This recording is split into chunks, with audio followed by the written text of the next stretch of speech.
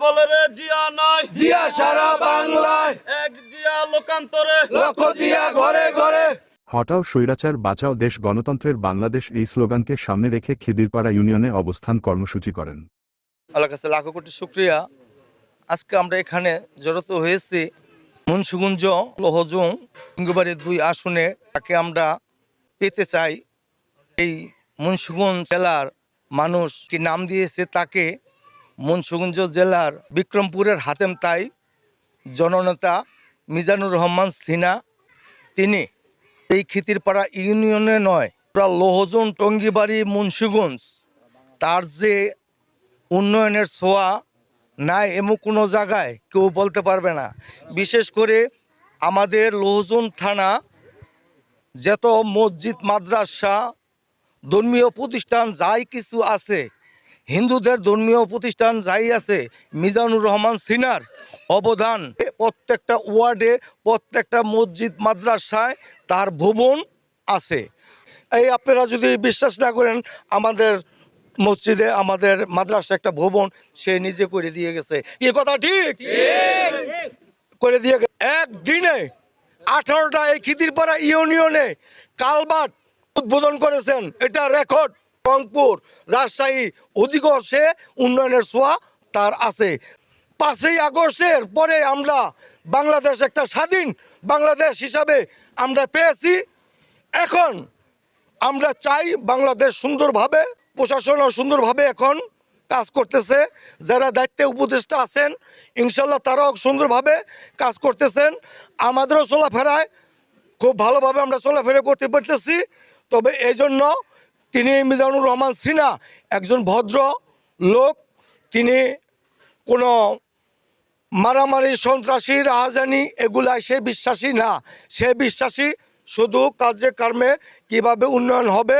আমাদের অনুরোধ থাকবে, যিনি দীর্ঘ 16টা বছর বিদেশ থেকে বাংলাদেশ জাতীয়তাবাদী দলকে সুসংগঠিত রেখেছেন দিক নির্দেশনা দিয়ে, যেন এই বাংলাদেশ জাতীয়তাবাদী দলকে সুন্দরভাবে একটা দিক নির্দেশনা দিয়ে আজ এই পজিশনে এনে দিয়েছেন।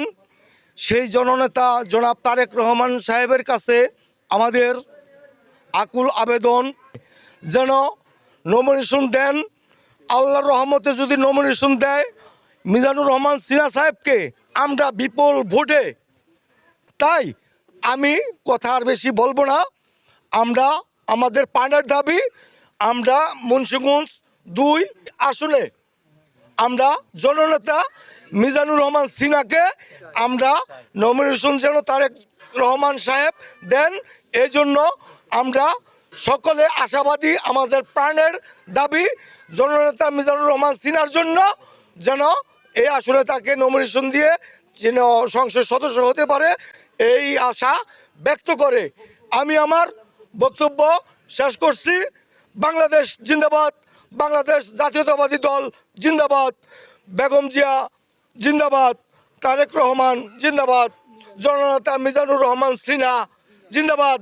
এ সময় বৃহস্পতিবার বিকেল 4টার দিকে খিদিরপাড়া ইউনিয়ন যুবদলের সভাপতি মোহাম্মদ মাসুদ দেওয়ানের নেতৃত্বে তার নিজ বাড়ির আঙিনায় এ অবস্থান কর্মসূচি অনুষ্ঠিত হয়।